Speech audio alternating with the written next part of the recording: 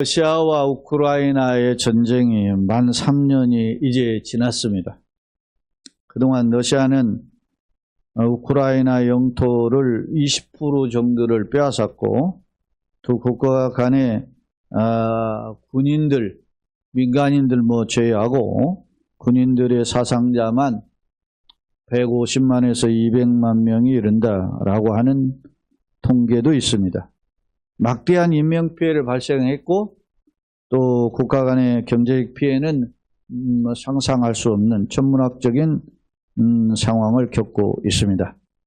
때문에 그동안 미국을 비롯한 유럽 등 서방 진영에서 그리고 세계인들의 다수는 전쟁을 일으킨 러시아와 푸틴을 강하게 비판했고 또 세계 또 재판국에서는 러시아의 푸틴을 체포하라 하는 그런 재판도 열린 바 있어요. 하지만 한 달 전 미국의 트럼프가 대통령으로 취임하면서 우크라이나의 전쟁을 바라보는 시각과 해석이 달라지고 있습니다.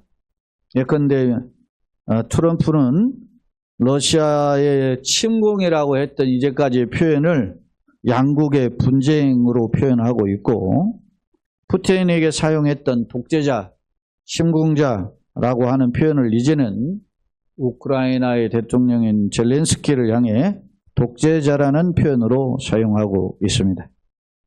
사랑하는 여러분, 그렇다면 트럼프가 취임한 후에 이처럼 미국의 태도가 180도 달라져 가는 까닭은 무엇이라고 생각하십니까? 저는 그 근거를 미국의 우선주의에서 찾는데요. 미국의 우선주의라고 생각하니까 미국의 우선주의가 뭡니까? 마가라고 하는 미국의 캐치플레이 대통령 선거운동 기간의 구호가 뭐예요? 미국을 잘 살게 하겠다는 거예요. 옛날보다. 그러니까 돈이 제일이라는 거죠. 경제가. 그런 우선주의를 생각해 볼 때 지금까지 우크라이나를 도왔던 미국의 그 쏟아부은 돈이 약 700조가 넘는다 그렇게 주장하잖아요. 이게 트럼프의 주장이에요. 그렇기 때문에 우크라이나를 계속 돕다가는 미국 경제가 계속 출혈이 심한데 러시아하고 잘 지내면 오히려 러시아를 통해서 경제적 이득을 더 볼 수 있는 계산법이 나온 거예요.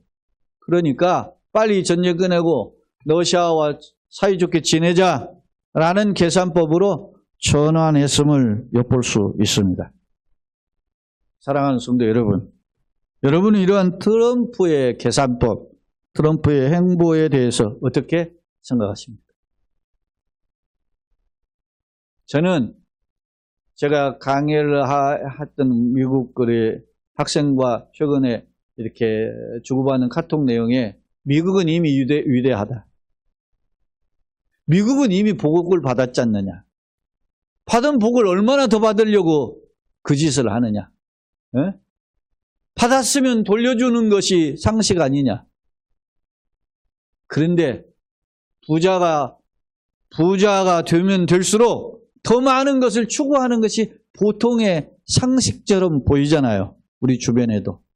그런 것처럼 여전히 미국은 이런 생각을 벗어나지 못한다는 것. 저는 그것을 볼 때 이것이 바로 영적으로 볼 때 타락이다. 내가 잘 살고 있는데 상대적으로 잘 사는 거죠.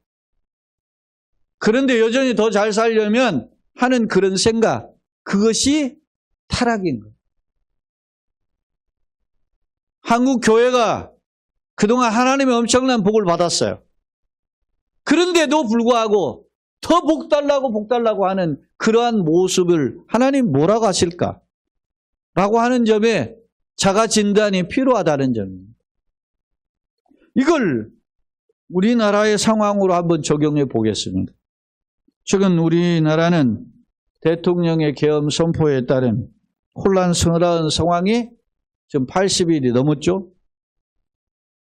석 달째 계속되고 있단 말입니다. 그런데 처음에는 탄핵을 찬성하는 여론이 7, 80% 되었다가 이제는 비등해졌어요.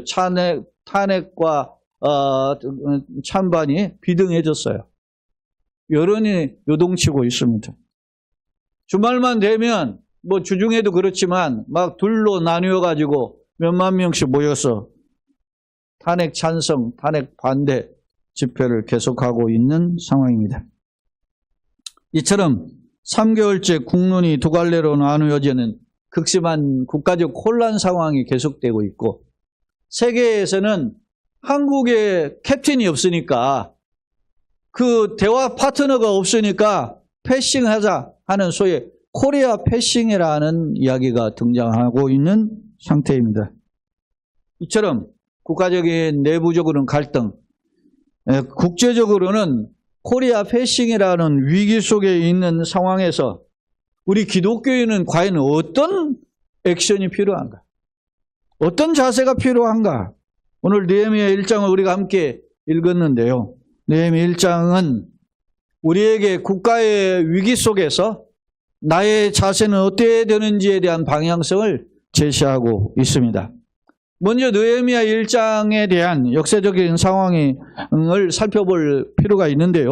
1장 1절을 함께 읽겠습니다. 하가랴의 아들 느헤미야의 말이라. 아닥사스다 왕 제20년 기슬루월에 내가 수상국에 있는데 라고 기록하고 있어요. 이 아닥사스다 왕 제20년이라고 하는 해는 기원전으로 445년이에요. 기원전 445년은 여러분 감이 잡힙니까? 이스라엘 민족이 기원전 607년부터 바벨론에 끌려가기 시작해서 기원전 586년에 완전히 망했어요. 그러니까 기원전 이 아닥사스다 왕 20년, 기원전 445년은 이스라엘 민족이 바벨론에게 끌려간 지 150년 되고 70년 만에 한 60년 되는 거죠. 70년 만에 귀환하니까 귀환한 지 약 90년이 지나는 시점이에요. 근데 이스라엘 민족이 포로에서 귀환해서 약 20년 만에 두 번째 성전을 건축해요. 그러니까 두 번째 성전이 건축된 지 70년이 지났다는 거예요. 그리고 지금 이 아닥사스다 왕 20년 차는 영적으로 볼 때 이스라엘 민족의 1차 포로 귀환이 스룹바벨이 있었고 2차 포로 귀환이 기원전 458년에 있어요. 이때는 누가 왔냐면 학자 겸 제사장인 에스라가 돌아와서 영적 부흥을 일으켰던 시기예요. 그리고 약 13년이 흘렀던 거예요. 그런 역사적 배경을 가지고 있단 말입니다. 다시 말하면 이스라엘 민족이 포로에서 바벨론 포로에서 70년 만에 해방이 되었고 이제 돌아와서 20년 만에 이제 성전도 건축됐고 그리고 또 시간이 또 약 한 수십 년 흘러서 학자겸 제사장이 돌아와서 이스라엘 민족의 영적으로 회복하던 그런 운동이 있었던 시기예요. 그러니까 시기적으로 볼 때 나름 이스라엘 민족이 영적으로 사회 환경적으로 정착하며 회복된 시기처럼 보여지는 시점이에요. 그런데 그런 현실은 그러지 못했다라는 거예요. 왜냐? 2절, 3절을 한번 또 읽어봅시다. 같이 읽어봐요. 내 형제들 가운데서 하나인 하나니가 두어 사람과 함께 유다에서 내게 이르렀기로 내가 그 사로잡힘을 면하고 남아있는 유다와 예루살렘 사람들의 형편을 물은즉 그들이 내게 이르되 사로잡힘을 면하고 남아있는 자들이 그 지방에서 거기에서 큰 환난을 당하고 능욕을 받으며 예루살렘 성은 허물어지고 성문들은 불탔다 하는지라. 이때 내 형제들 가운데라고 했죠. 이 형제들 가운데는 학자들 포괄적으로는 이스라엘 민족인데 실제 학자들 중에는 이 느헤미야의 형제라고 생각해요. 해석을 해요. 그러니까 이 유다 땅에 살고 있던 형제들이 왔는데 그래서 봅니까? 그러면 너네 지금 우리 고향 유다 땅에는 어떤 상황이야? 지금 보세요. 1절에 느헤미야는 그 아닥사스다가 통치하는 시기에 어디에 있었냐면 수상궁에 있어요. 근데 이 수상궁은 그 당시 바벨론 페르시아를 지나면서 다 그 바벨론에는 대표적인 궁궐이 세 개 있는데 뭐 여름궁도 있고 겨울궁도 있고 뭐 이런 궁에, 근데 이게 수상궁, 겨울궁, 가을 겨울궁에 해당하는 궁궐이에요. 근데 이 왕이 때로는 뭐 이렇게 여름궁에 있다가 겨울궁에 있다가 이렇게 돌아다니면서 통치하고 있었는데, 왕이 지금 느헤미야가 수상궁에서 일할 때 요 시기에 왕이 지금 다른 궁에, 아마 마케다 궁에 있었다 이렇게 해석을 해요. 그런데 자기가 마침 이제 고향에서 온 형제들의 소식을 통해서 고향 소식을 들었더니 뭐라고 하는 겁니까? 유다와 예루살렘 사람들의 형편을 물은즉, 2절에 그렇게 얘기했고, 그들이 내게 이르되 사로잡힘을 면하고, 그러니까 폴에서 해방돼서 이제 남아있는 동포들이 그 지방 거기에서 큰 환란을 당해. 예루살렘에 있는데 환란을 당하고 능욕을 받았다 그래. 왜 그러냐? 포로에서 70년 만에 돌아오니까 거기에서 이방 사람들이 차지하고 있을 거 아닙니까? 그러니까 그 사람들이 막 핍박하기 시작하고 그런 거예요. 겉으로는 성전도 건축이 되고 나름 영적 부흥도 일어나고 뭐 이런 것처럼 소식이 들렸었는데, 알고 보니까 큰 환란을 능욕을 당하고 심지어 예루살렘 성은 허물어지고 성문은 불탔다라고 하는. 왜냐하면 대적자들 침공해서 불질러 버리고 도망가고 이런 일들이 반복되고 있었다는 말입니다. 사랑하는 여러분, 바로 이러한 상황에서 안정된 생활을 나름 누릴 것이라고 기대했던 느헤미야의 생각과는 정반대의 현상이 벌어지고 있었어요. 그래서 느헤미야가 이러한 상황 소식을 듣고 어떤 액션을 취합니까? 4절 같이 읽어봅시다. 시작. 내가 이 말을 듣고 앉아서 울고 수일 동안 슬퍼하며 하늘의 하나님 앞에 금식하며 기도하여 라고 했어요. 예? 느헤미야가 이런 동족들이 지금 능욕을 당하고 예루살렘 성이 무너지고 성문은 불타는 이런 상황 소식을 듣고 하나님 슬퍼하면서 하나님 앞에 금식 기도를 했다. 수일 동안 기도했다라고 성경은 기록해요. 근데 이 수일 동안이라는 기간이 정확히 얼마냐라고 하면 1장 1절에 근거한 이 아닥사스 왕 20년 기슬로월과 그리고 2장 1절 아닥사스 왕 20년 니산월이라는 기간을 계산을 해보면 기슬로월은 그 당시 절기로 보면 9월이에요. 그리고 니산월은 1월이에요. 그러니까 학자들의 견해는 약 4개월 정도의 텀이 있었다는 거예요. 수일 동안이. 그러니까 이 4개월 동안 아마 이 느헤미야가 슬퍼하며 금식 기도를 했을 것이다 라고 하는 겁니다. 자, 2장 1절 한번 봅시다. 아닥사스 왕 제20년 니산월, 내 왕 앞에 포도주가 있기로 내가 그 포도주를 왕에게 드렸는데 이전에는 내가 왕 앞에 수심이 없었더니. 자, 이게 왕이 이제 왕을 아련하게 된 거예요. 4개월 만에. 네? 왕이 이제 궁궐을 바꿔서 이제 수산궁으로 오왔던 것입니다. 그러니까 왕이 자기가 원래 수상궁의 술관원인데, 이 술관원은 말이 술관원인데 모든 음료를 책임지는 관원이에요. 그러니까 왕이 마시는 음료는 이 관원이 다 체크한단 말이에요. 그러니까 왕이, 오늘 우리나라도 마찬가지지만 기밀 상궁 있잖아요. 음식, 왕이 먹는 음식을 체크하는 상궁이 최고의 끝발이 있는 거예요. 그런 것처럼 느헤미야가 왕의 총애를 받았던 신하였다는 겁니다. 그런데 그가 이 4개월 동안 왕을 아련하기 전까지 4개월 동안 금식했으면 할 수 있어요. 그러면 금식하면서 도대체 뭐 했냐? 기도했는데 이 느헤미야의 기도를 간단하게 3가지 측면에서 살펴볼 수 있어요. 자, 5절을 같이 한번 읽어봅시다. 시작. 이르되 하늘의 하나님 여호와 크고 두려우신 하나님이여, 주를 사랑하고 주의 계명을 지키는 자에게 언약을 지키시며 긍휼을 베푸시는 주여 간구하나이다. 자, 기도의 대상이 누군지 분명하게 보여주고 있어요. 기도의 대상이 누구죠? 하나님이. 근데 그 하나님은 어떤 하나님이라고 불렀냐면 두 가지 각도예요. 5절에 보면 크고 어떤 하나님? 두려우신 하나님. 그러니까 죄에 대해서는 진노하시는 하나님이에요. 그러나 동시에 주를 사랑하고 주의 계명을 지키는 자에게는 언약을 지키시며 긍휼을 베푸시는 주여. 할렐루야.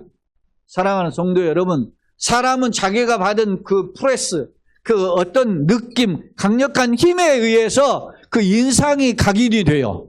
그래서 어렸을 때 부모님이 나에게 엄하시다 뭐 이렇게 생각할 수 있고, 부모님 사랑이 많으시다 이렇게 생각할 수도 있고, 그 인상이 계속 가지고 있는데, 하나님은 공의로우신 하나님이니까 죄에 대한 진노하시는 하나님. 그러나 하나님은 동시에 공의로우시지만 어떤 하나님이죠? 사랑의 하나님. 그러니까 은혜가 베푸시는 긍휼이 풍성하신 하나님이라는 거예요. 자, 예레미야 애가 3장에 보면 이 예레미야가 나라가 멸망했을 때 하나님 앞에 기도할 때의 내용이에요. 이 성경 말씀을 제가 여러 번 인용했는데 한번 같이 한번 읽어봅시다. 예레미야가 기도한 내용이에요. 여호와의 인자와 긍휼이 무궁하심으로 우리가 진멸되지 아니함이니이다. 할렐루야. 여호와의 뭐가? 인자와 긍휼이 무궁하셔. 사랑이 무한하시다. 할렐루야. 하나님의 사랑이 무한하시니까 세상을 쓸어버릴 수도 있는데, 그러나 그러지 않으시고 누굴 보내셔요? 독생자 예수님을 이 땅에 보내주신 줄로 믿습니다. 그러니까 우리가 하나님의 진노보다는 뭘 붙잡아야 돼요? 하나님의 사랑, 은혜를 붙잡아야 되는 줄로 믿습니다. 신앙생활은 우리가 아무리 잘못해도 뭘 붙잡아야 돼? 하나님의 사랑을 붙잡아야 돼. 할렐루야. 그래야 일어날 수 있는 거예요. 오늘 느헤미야는 첫째, 하나님의 진노가 크신 하나님이지만 그럼에도 불구하고 인자와 긍휼이 무한하신 그 하나님 앞에 엎드렸다는 사실을 성경은 기록하고 있습니다. 그러면 그 하나님께 첫째 무슨 기도를 했을까? 자, 6절 7절을 한번 읽어봅시다. 시작. 이제 종이 주의 종들인 이스라엘 자손을 위하여 주야로 기도하오며 우리 이스라엘 자손이 주께 범죄한 죄들을 잡아가오니 주는 귀를 기울이시며 눈을 여시사 종의 기도를 들으시옵소서. 나와 내 아버지와의 집이 범죄하여 주를 향하여 크게 악을 행하여 주께서 주의 종 모세에게 명령하신 그 계명과 율례와 규례를 지키지 아니하였나이다. 6절 7절에 보니까 이 느헤미야의 기도의 핵심은 따라서 합시다. 회개. 첫째 회개했다. 사랑하는 성도 여러분, 주님 앞에 기도하실 때에 응답을 전제로 하는 기도의 가장 중요한 통로가 따라서 합시다. 회개. 나의 연약함을 내는. 그래서 우리가 기도의 5손가락을 이야기할 때도 하나님 앞에 찬양과 영광을 먼저 하나님을 돌려드리잖아요. 그리고 하나님께 감사하고, 세 번째 어떻게 해요? 회개하고. 그리고 네 번째와 다섯 번째는 간구 달라고 하는 기도인데, 네 번째가 남을 위한 기도, 중보기도죠. 그리고 마지막 자기를 위한 기도. 이런 기도가 기도의 5손가락이라고 흔히. 그러니까 우리가 주기도문도 그러잖아. 이름이 거룩히 여김을 받으시오며. 그렇잖아요. 하나님의 뜻이 이루어지길 원하며. 그렇게 하고 우리에게 마지막 어떻게 일용할 양식 구하고 내 죄도 용서해달라고 그런 기도를 하잖아요. 그러니까 이 느헤미야의 기도를 보니까 이 6절 7절의 기도가 보세요. 내가 주야로 기도해요. 그런데 이스라엘 자손이 주께 범죄한 채 죄들을 어떻게 해요? 자복했나? 자복은 스스로 엎드리는 거예요. 내가 민족의 죄를 가지고 엎드림인데 뭐라고 기도하느냐 하면 그 6절 끝부분에 보면 나와 내 아버지 집이 뭐 했어요? 범죄. 이스라엘의 죄인데 나의 죄라고 이야기해요. 사랑하는 여러분, 앞서 이야기했잖아요. 우리가 국가적인 위기 현실을 당하고 있는데 이 국가적인 현실이 따라서 합시다. 나의 죄다. 이렇게 고백할 수 있는 그런 마음의 고백이 필요하다는 거죠. 생각해 보세요. 지금 느헤미야가 어떤 사람입니까? 이미 포로에서 귀환한 지 90년이 지났고, 이미 그 바벨론을 끌려갈 때 70년 더하면 160년이 지났어요. 근데 이 사람은 어디에 있어요, 지금? 느헤미야. 그러니 느헤미야는 이 바벨론의 수상궁에 있어요. 그러면 이미 국가적인 멸망의 죄의 문제와 자기와는 상관이 없단 말이에요. 느헤미야는 어떻게 보면 해동포 2세에서 4세 정도 되는 거예요. 2세, 3세, 학자들은 3, 4세로 봐요. 어? 그러니까 민족이 멸망한 죄의 원인이 느헤미야에게는 없어. 그렇지만 느헤미야는 어떻게? 자기와 이스라엘 민족, 나와 내 아버지 집이 범죄했다 그러죠. 사랑하는 여러분, 사실 이렇게 국가적 위기가 온 거는 지도자가 잘못한 거 아닙니까? 에? 그리고 그 어찌됐든 사람들은 또 핑계를 대잖아요. 저놈이 자꾸 깐죽거려가지고 내가 그럴 수밖에 없었다. 에? 그렇든 저렇든 제가 보기에는 계엄 선포한 그 자체가 잘못인 거예요. 에? 아니 아무리 그래도 그렇지 이렇게 이 나라를 이 혼란 속에 빠뜨립니까? 그런데도 자기는 잘났다고 하는 그 뻔뻔스럽지만 그러나 우리는 기도하는 사람이기 때문에 이 민족이 내 탓입니다. 내 책임입니다. 하고 한국 교회는 엎드려야 된다는 것이죠. 내가 기독교인으로서 국민의 한 사람으로서 내 책임입니다. 라고 엎드려야 되는 것을 볼 수 있어요. 느헤미야는 누구의 탓이라고 이야기하기 전에 오늘 나와 내 아버지 집이 범죄하였습니다. 라고 주님 앞에 엎드렸다. 사랑하는 성도 여러분, 오늘 우리는 어떤 기도를 하고 있습니까? 어떻게 하나님 앞에 엎드리고 있습니까? 참된 회개는 민족의 문제지만 나의 문제를 가지고 나의 문제임을 자각하고 엎드린다는 사실입니다. 동시에 느헤미야가 어떤 기도를 하면서 붙잡고 있는가 보세요. 8절로 10절을 계속 읽어봅시다.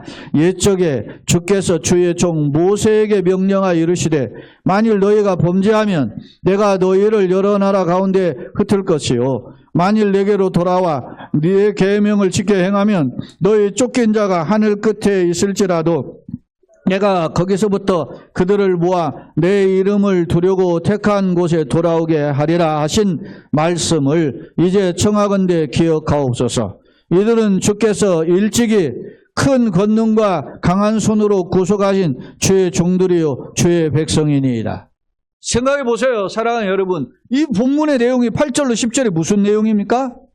느헤미야가 첫째 회개하고 두 번째 기도한 게 뭐냐면 하나님의 약속을 붙잡고 기도한 거예요. 이 민족을 향한 하나님의 약속을 붙잡았다. 할렐루야. 사랑하는 여러분, 여러분이 어떤 기도를 합니까? 가깝게 내 자신을 놓고 내 가정을 놓고 교회를 놓고 민족을 놓고 세계를 놓고 기도할 때 분명한 우리에게 약속이 있어야 되는 줄로 믿습니다. 현 상황은 이렇지만 약속을 붙잡는 거예요. 하나님, 내가 이제껏 이렇게 걸어왔어도 나의 가정을 복되게 하실 줄로 믿습니다. 에? 그런 기도로 자녀에 대해 분명한 약속을 붙잡고 가는 거야. 하나님, 내가 이 땅에 걸어가고 현실은 이렇지만 속상하지. 에? 제가 우리 어제도 사촌 이렇게 이제 가정에서 결혼식 하는 거 봤어요. 잘해서 또 신앙생활 잘해. 예? 좋은 점도 있지, 부러운 것도 있고, 축하할 점도 있고. 내가 여기 보면 친구들, 가정들도 또 결혼해. 지난주 토요일은 친구 선교사 아들이 또 결혼했어요. 이제 이번 주 토요일에는 또 우리, 전에 같은 도에 있었던, 세계, 신학교 사무총장인 목사님 아들이 또 결혼해요. 한 달 내내 지금 결혼식, 장례식을 지금 4-5군데를 지금 다녀보는데, 그런 거 비교도 해보게 되잖아요. 또, 누구는 저렇게 잘 되고, 누구는 이렇게 하는데, 나는 왜 이런가? 이런 자괴감도 들 거 아닙니까? 사랑하는 여러분, 여러분들도 그런 생각이 들 거 아닙니까? 나는 왜 이럴까?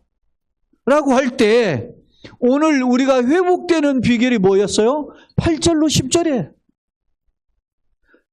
기도의 대상인 하나님 앞에 분명하게 자신과 자신의 민족의 문제를 놓고 기도했다면 18절로 10절은 어떻게 했어요? 하나님의 말씀을 듣지 않고 범죄하면 하나님 여러 나라 가운데 흩을 것이 8절은 내용 그거고 9절은 만일 내게로 돌아와 다시 돌아온다는 회개인가요? 돌아와 내 계명을 지키면 네가 하늘 끝에 저 멀리 떨어져 쫓겨났을지라도 내가 거기서부터 너를 보아 택한 곳에 돌아오게 하리라. 할렐루야.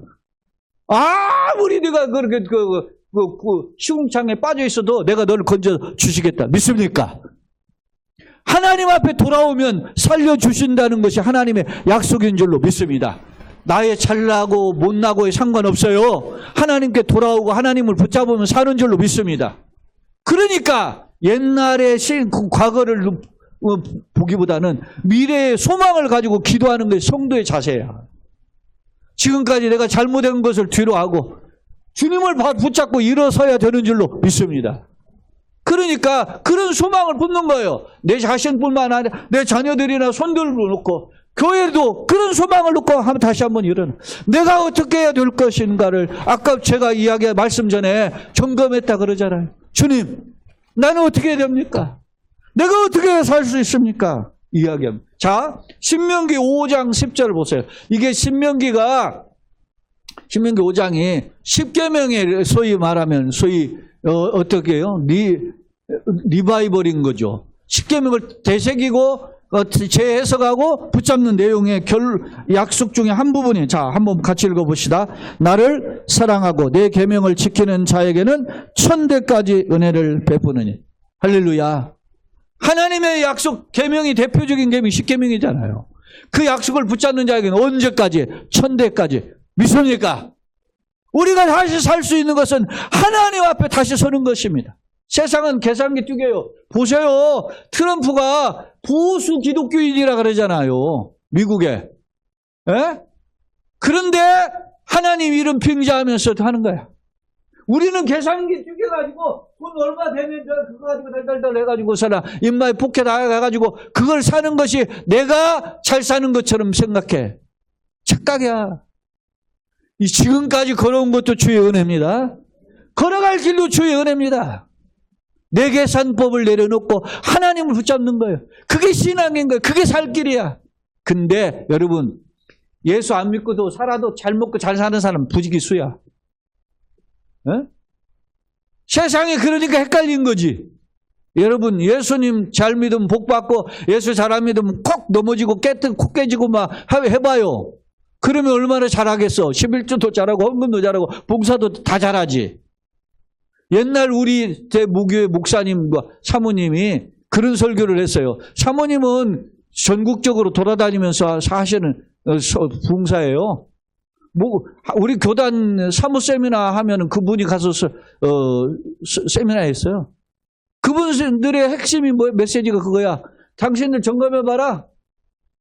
왜 빵꾸난 줄 알았냐? 다 하나님 약속한 헌신한 거 다 떼먹으니까 이런 결과 나지. 그런 식으로 늘 가르쳤다. 여러분, 내가 목사로서 그런 설교를 할지 몰라서 안 하는 게 아니에요. 교인들 협박하지 말고 하나님 말씀대로 가르치면 그 말씀이 그들의 심령을 역사해서 이끌어갈 줄로 믿습니다. 나는 그게 내 목회 철학이야. 근데 교인들은 말씀이 내 안에 들어오는 것보다 시선으로 들어오는 세상적인 유행에 사로잡혀서 자신의 신앙이 그냥 뒤죽박죽인 거야. 내가 보기에 그래요. 안타깝죠. 사랑하는 성도 여러분, 11절 보세요. 11절 다시 돌아와서 보면 11절 같이 읽어봅시다. 주여 구하오니 귀를 기울이사 종의 기도와 주의 이름을 경외하기를 기뻐하는 종들의 기도를 들으시고 오늘 종이 형통하여 이 사람 앞에서 은혜를 입게 하옵소서 하였더니 그때 내가 왕의 술관원이 되었느니라. 자, 종의 기도와 주의 이름을 경외하기를 기뻐하는 뭐요?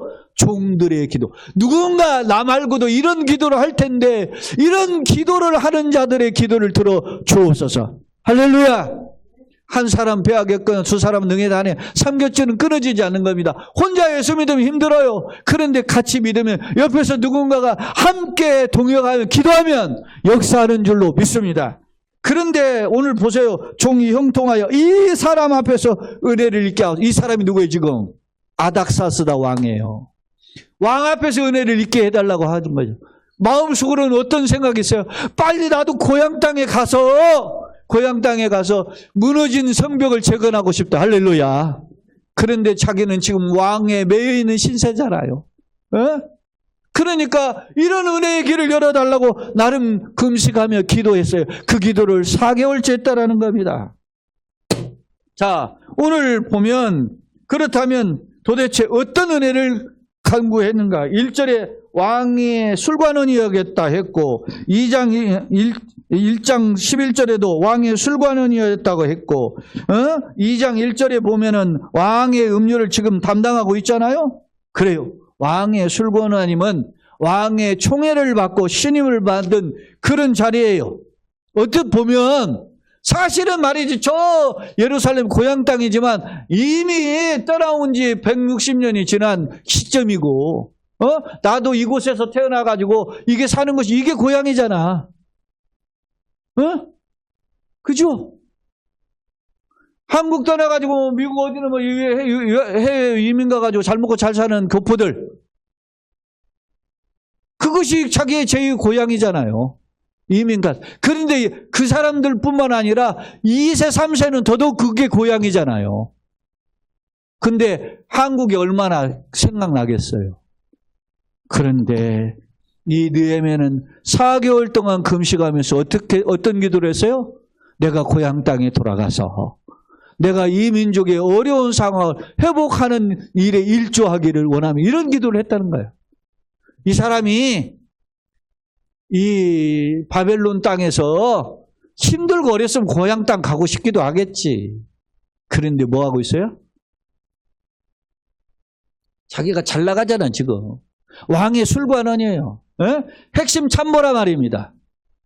제가 뭐 그 사람의 잘하고 잘못하는 것은 국가적으로 갑론을박이 있으니까 그렇지만 제가 하나 평가하는 것은 박상학이라고 하는 거 풍선 날리는 분 있잖아요. 거기에 뭐 달러도 보내고 뭐 CD도 보내고 뭐 USB도 보내고 하잖아요.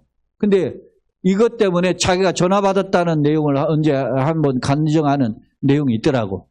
그랬더니 자기 아들이 백령도에서 근무를 하는데 해병대 근무를 하는데 이게 풍선 날리면은 포탄 날라와가지고 언제 비상상황 맞을지 모르니까 조금 절제해주면 안 됩니까? 부탁을 하더래요. 자기한테 전화가 와서.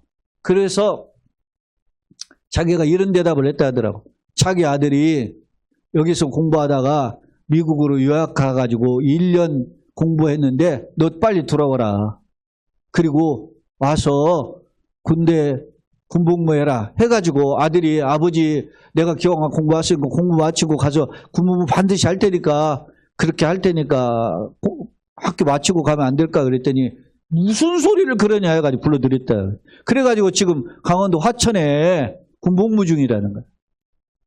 그러니까 그 이야기를 했더니 전화했던 그 해병대 군인의 부모가 전화를 끊더래. 아 미안합니다 하면서 끊었대. 사랑하는 여러분, 나는 어떤가?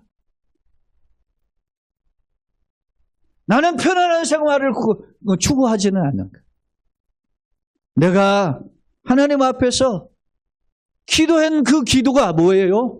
왕의 술자리를 맡은 그런 책임 있고 나름 잘 나가지만 그러나 고국의 어려운 상황을 놓고 기도했어. 그 문제를 해결하는 일조하는 일에 내가 도움이 되기를 원합니다. 그런 기도를 했어요. 그 결과 어땠습니까? 이 말씀을 한번 읽고 말씀을 정리해 봅시다. 2장 와서 4절로 8절이에요. 2장 왕이 이제 왕을 만났죠. 4개월 만에 만났는데 왕이 뭐라고 하는지 봅시다. 왕이 내게 이르시되 그러면 네가 무엇을 원하느냐 하시기로 내가 하늘의 하나님께 묵도하고. 자, 왕이 물었는데 잠시 어떻게 하나님께 잠깐 묵상기도 한 거예요. 기도하고 왕에게 대답하여 왕에게 아뢰되 왕이 만일 좋게 여기시고 종이 왕의 목전의 은혜를 얻었사오면 나를 유다 땅 나의 조상들의 묘실이 있는 성읍으로 보내어 그 성을 어떻게 건축하게 하옵소서 하였는데 그때 왕후도 왕 곁에 앉아 있었더라. 왕이 내게 이르시되 네가 몇 날에 다녀올 길이며 어느 때에 돌아오겠느냐 하고 왕이 나를 보내었기를 좋게 여기시기로 내가 기한을 정하고 내가 또 왕에게 아뢰되 왕이 만일 좋게 여기시거든 강서쪽 총독들에게 내리시는 조서를 내려주사 그들이 나를 용납하여 유대야에 들어가게까지 통과하게 하시고 또 왕의 살림 감독 아삽에게 조서를 내리사 그가 성전에 속한 영분의 문과 성곽과 내가 들어갈 집을 위하여 들보를 쓸 제목을 내게 주게 하옵소서 하며 내가 하나님의 선한 손이 나를 도움으로 왕이 허락하고 할렐루야. 한술 더 썼어요. 가는데 통과하는데 안전하게 인도해 주시고 심지어는 성벽 건축하는 제목까지 좀 왕이 도와주세요. 그랬더니 왕이 다 줬어요. 할렐루야. 왕이 날짜를 통해서 야 갔다 언제 돌아올래? 너 필요해 이놈아. 근데 일 마치고 꼭 돌아와. 이 날 기한을 준 거예요. 그랬더니 알겠습니다. 돌아오겠습니다. 그런데 이런 게 필요하면 이렇게 했더니 왕이 다 들어줬대. 사랑하는 성도 여러분. 그러면 전부터 왕한테 가가지고 왕이시여 이렇게 해서 기도하지 말고 가서 그렇게 하면 되지 않느냐? 학자들 중에는 그런 해석을 하는 사람이 있어요. 그런데 그런 해석을 하면 어떻게 해요? 이미 예루살렘의 성벽을 재건한다라는 것에 대한 고발로 반역을 행한다는 고발로 상소가 여러 번 올라왔습니다. 그동안. 그러니까 느헤미야가 성벽 재건하는 것을 알면 어떻게 해요? 반역자로 몰릴 수 있어요. 근데 누가 지금 성벽을 건축하라고 그래요? 왕이. 세계를 지금 제패하고 통치하고 있는 왕이 보낸 거예요, 지금. 그러니까 하나님은 기도하자. 기도의 역사를 통해서 사람의 마음까지 세계 제왕의 마음까지 움직이셨음을 성경은 보여주고 있습니다. 사랑하는 성도 여러분, 예레미야 33장 2절 3절에 보면 이게 구약 성경에 마태복음 7장 7절에 해당하는 구절이라 그래요. 이게 마태복음 7장 7절이 구하라 찾아라 두드리라 그런 말씀이 있잖아요. 이게 기도의 구절인데 예레미야 33장 3절은 구약의 기도 구절이에요. 한번 2절 3절 같이 읽어봅시다. 이 일을 한번 볼까요? 자, 이를 행하시는 여호와 그것을 만들어 성취하시는 여호와 그 이름을 여호와라 하는 이가 같이 이르시도다. 너는 내게 부르짖으라.